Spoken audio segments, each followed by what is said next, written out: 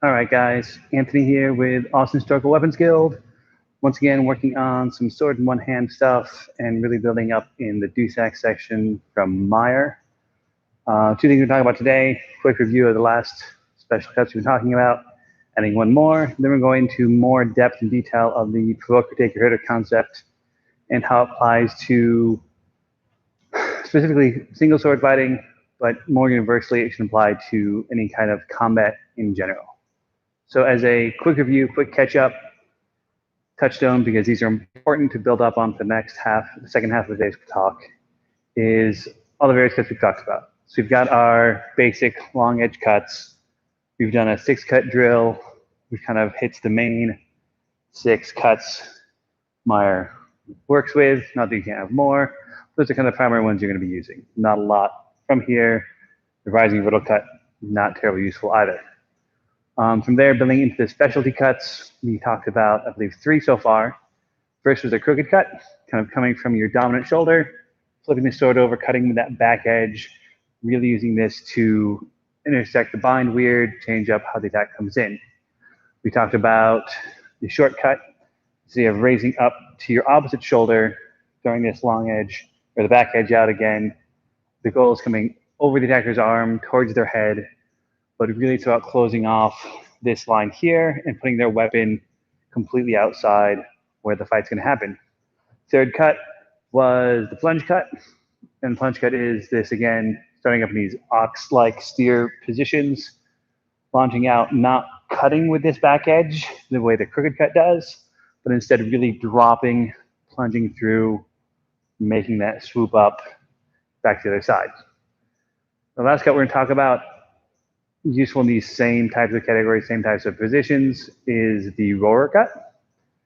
And this is starting from the bottom right, and it's coming up across the backside like so.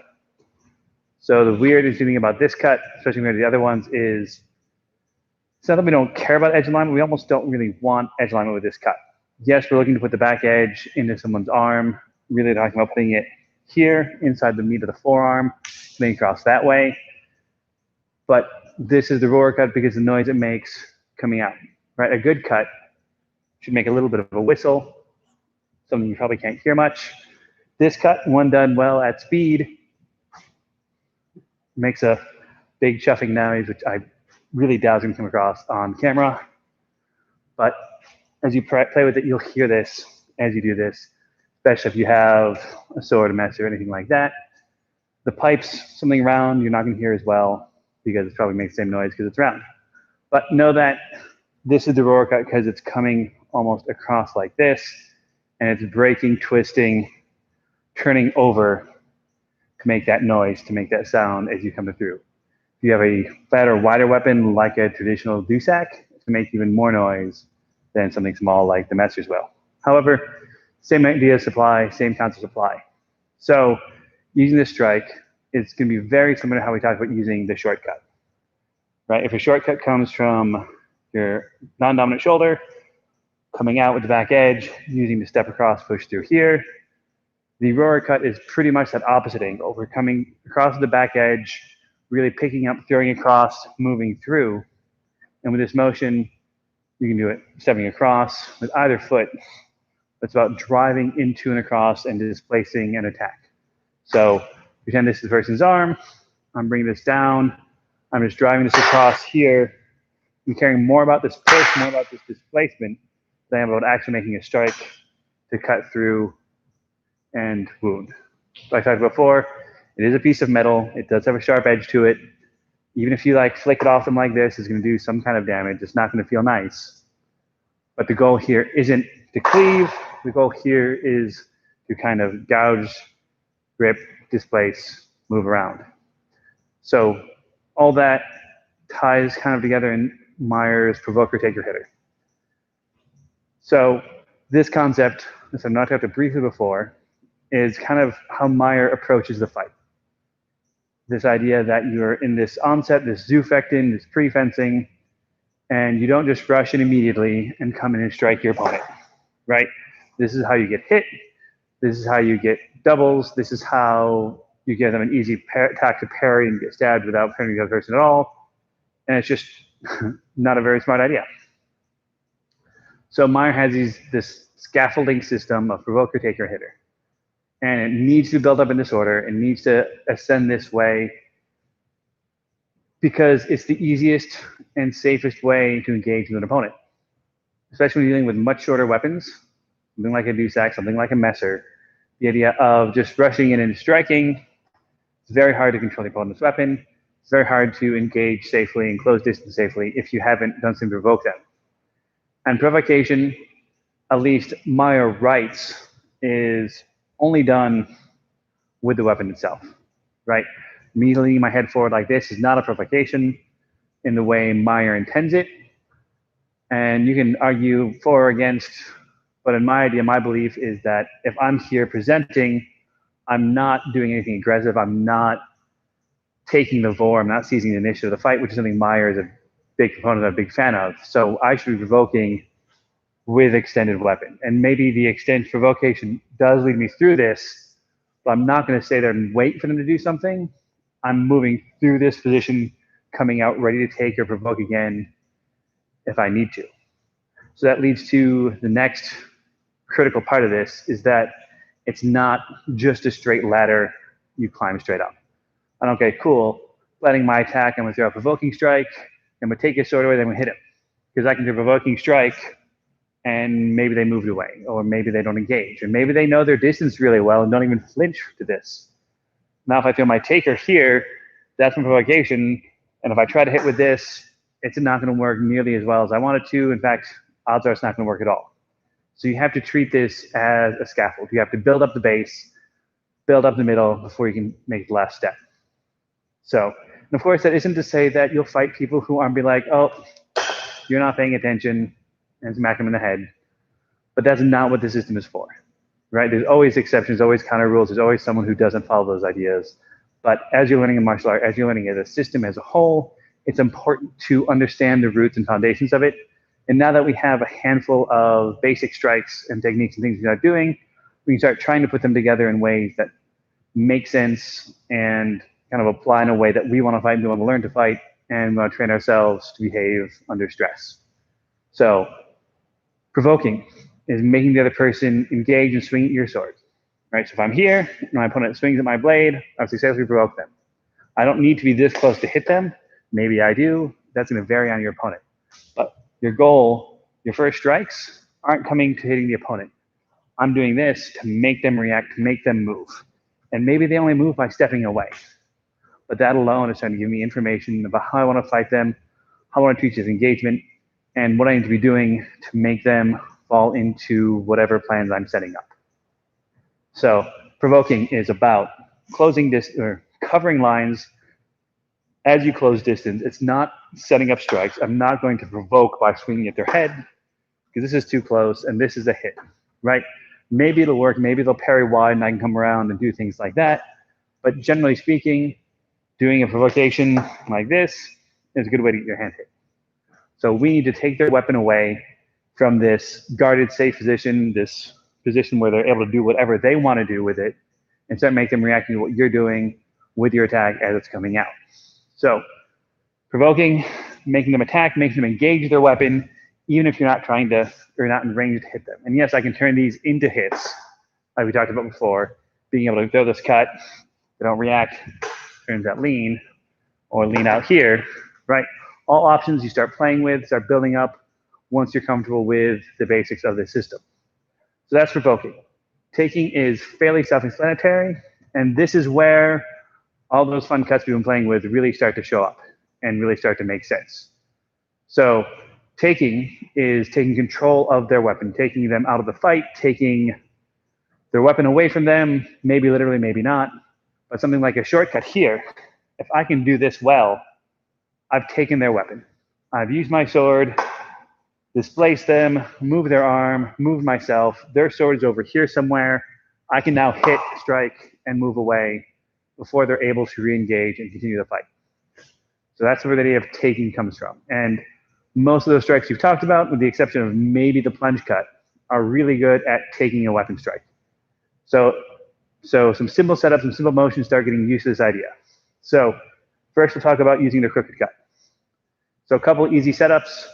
If crooked cut can come most easily from a dominant side, any strike from low, from across, even if you do something like this, is a great setup to make that crooked cut happen. You can even do your dominant side and do a big wheeling circle here.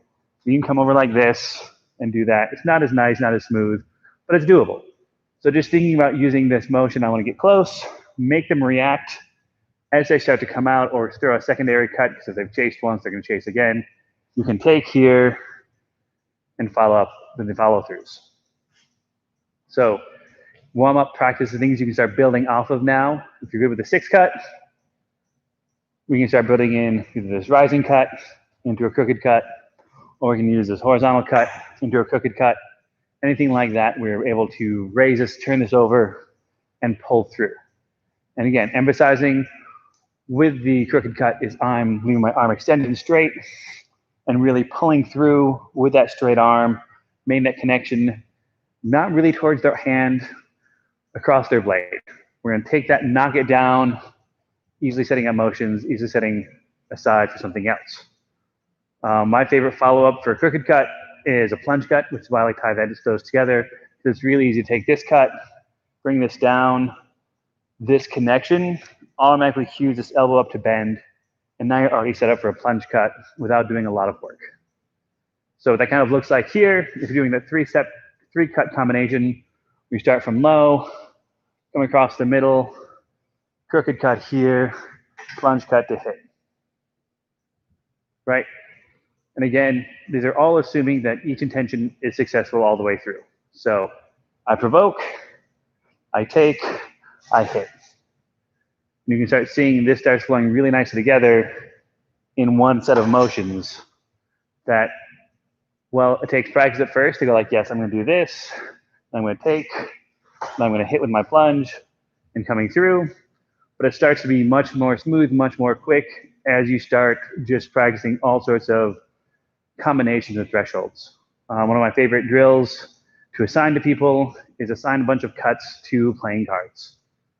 This works better in longsword, but you can start doing the same thing with single-handed weapon, get multiple suits or decks, I don't know. But I always like to set up like, all right, so you have each suit is one of your 4 primary angles, which is why that works better with longsword. And every time you just flip over 3 or 4 cards, do that cut combo half a dozen times, a dozen times, flip over more cards, and keep going. You can get way more complicated with that. You can assign everything is unique as long as you remember it or write it down. But it's a real easy random cut, random number generator that you can play with at home. Then everyone has a deck of cards, I think. So other things to play with, other options you can do. So again, another great example I talked about before of a taking action is that shortcut, right? So easy, obvious setup for this one. Down outside cut, bring it up to the shoulder, shoot this out, pull this around, throw an easy cut following through after. Doesn't matter what it is, just keep up the attack. If you've successfully taken the person's sword away, make sure you throw a strike that is intended to hit the other person. Worst case, it becomes another taker as they start pairing wider and wider until you're able to get the strike in. The point is, if you have a good taker thrown, throw another attack immediately afterward. So again, simple, here, up, shortcut, come around, cut through. So cut at distance, they throw another strike towards the opening. I take that away, strike through. So distance, shortcut, strike. You can start to see this is a really smooth motion. The other thing that's important is you start to see that this really displaces and I'm pushing through, coming around and cutting through. I'm not using this to cut. I'm not doing the same thing I was doing with that crooked cut from the other side. I'm using this, placing it out, pushing through, displacing, moving myself if I need to make that come through. So it's cut, shortcut, cut around. And just real easy set combinations to build up, just to get yourself moving in useful ways, effective ways for things to start to come through. Last one we'll talk about is building into that roarer cut. So again, roarer cut, we have talked about it from this low position coming across wide. They describe it being used to displace that kind of basic over out, anything from above, from the right side, is going to be effective with this because the angle coming across with it is meant to cut across the arm. We're not going deep. We're not going to the hand or the body, doing this across short here. So for range, if this strike would hit, this strike would hit, this roar strike would come up short. And that's kind of that displacement we're looking for when playing with that. So same sort of setups here we did with the first cuts, that crooked cut from here coming up high. This time we kind of want to finish this one low so we can come back through and come around. But you can go this high and drop and swing. There's a lot of easy ways to start making this happen. This dominant side is probably one of the worst options because there's a lot of extra motion. But we've got other options to deal with that. That's why the shortcut is there. That's why the crooked cut is there. So I can just play with this idea. So keeping this one simple, we'll just cut from above, left to right, circling back up, coming around, and striking through. So again, starting here, roar cut, following after.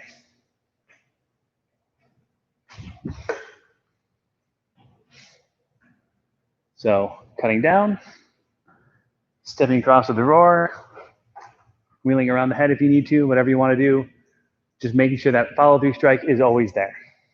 So again, 3 quick, easy combos just to kind of start working on things and playing with things. First, middle strike with a crooked cut into a plunge cut. Second, we had your basic overhand strike on your wrath line up to the short cut, circling around. Last one, we had kind of the mirror of that almost, where we'll drop this one through, come back with a roar cut, circle back along that wrath line. So I hope that kind of helps, tie together all those random cuts we started to play with. Meyer does arguably a much better job, or unarguably a much better job than I do. He has a bunch of set plays. Those work great if you have partners, but they kind of fall apart working in a static pel because it's implied footwork and motion that we don't really capture. So here's just a handful of quick ways to start combining, applying the cuts. But again, the main thing I want people to take away from tonight was that Provoker-Taker-Hitter, how that can apply, how you can start using your basic cuts and some of these advanced cuts, secondary cuts, whatever you want to think of them as, to start doing the same things. And as I said, you can start taking that Provoker-Taker-Hitter concept across any kind of martial weapon system, especially where it's this idea of I don't want to get too close with my opening action. I want them to commit to attacking my weapon. Once they've done that, once they're provoked, I can work on controlling their weapon. And once it's controlled, only then do I try to make those strikes hit. So hope that's useful. Hope that's interesting. I'll, in theory, back Friday night, barring any disasters on this side, and we'll do some more longsword stuff. If there's any questions, feel free to comment, email, Facebook, anything like that, and I'll see you guys later. Thank you.